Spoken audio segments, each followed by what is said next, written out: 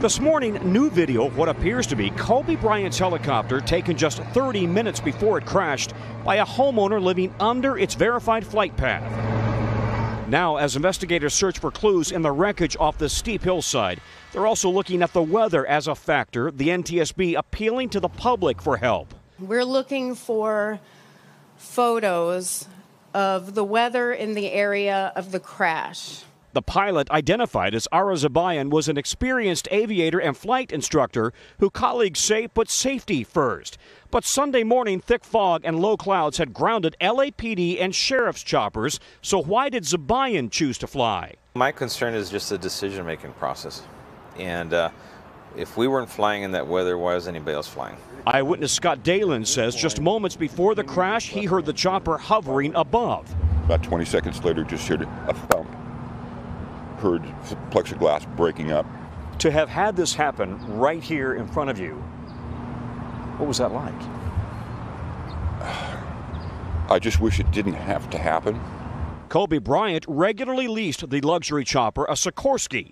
It took off from Orange County Airport at 9:08 a.m., headed to Bryant's training academy in Thousand Oaks. Air traffic control told the pilot to follow highways to the north, a normal procedure. But with the clouds and fog, Zabayan requested special visual flight rules for low ceilings. Helicopter 2 Echo X-ray with you for the special VFR transition. We are currently at 1400. Minutes later, over Calabasas, the chopper climbed, then descended quickly before dropping off radar with no mayday. 2 Echo X-ray, you're still too low level for flight following at this time. 2 Echo X-ray, SoCal. The Sikorsky has one of the best safety records of any helicopter. Chopper pilot Kurt Dietz, who had also flown for Kobe Bryant, says he had never felt pressured by the basketball star to fly in any unsafe conditions. Did he ever insist on trying to get through weather, or did he ever insist on nothing like that? No. The actual pilot flying is a final authority. So it's up to him? Yeah. Tom, there's so many questions here, but it was so striking that the NTSB investigators said they wanted the public's help. They want pictures of the weather in the area. Is that unusual?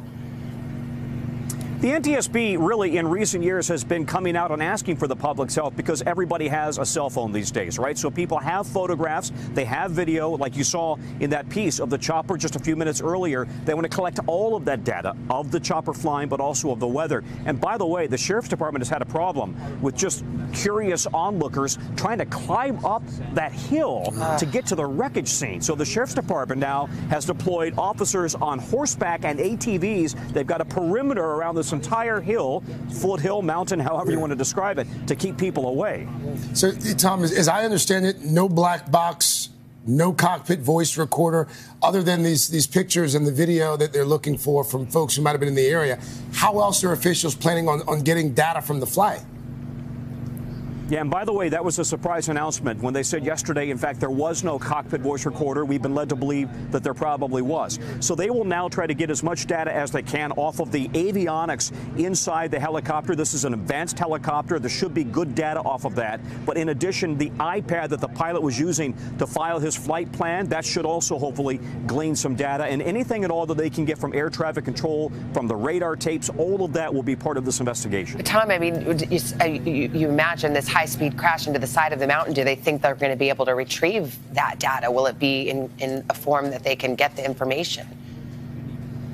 Well, that certainly is the hope. I mean, as you know, right now, these microprocessors are pretty small. They usually can withstand a crash, but there was also a significant fire. So absolutely, all of that is going to be of concern.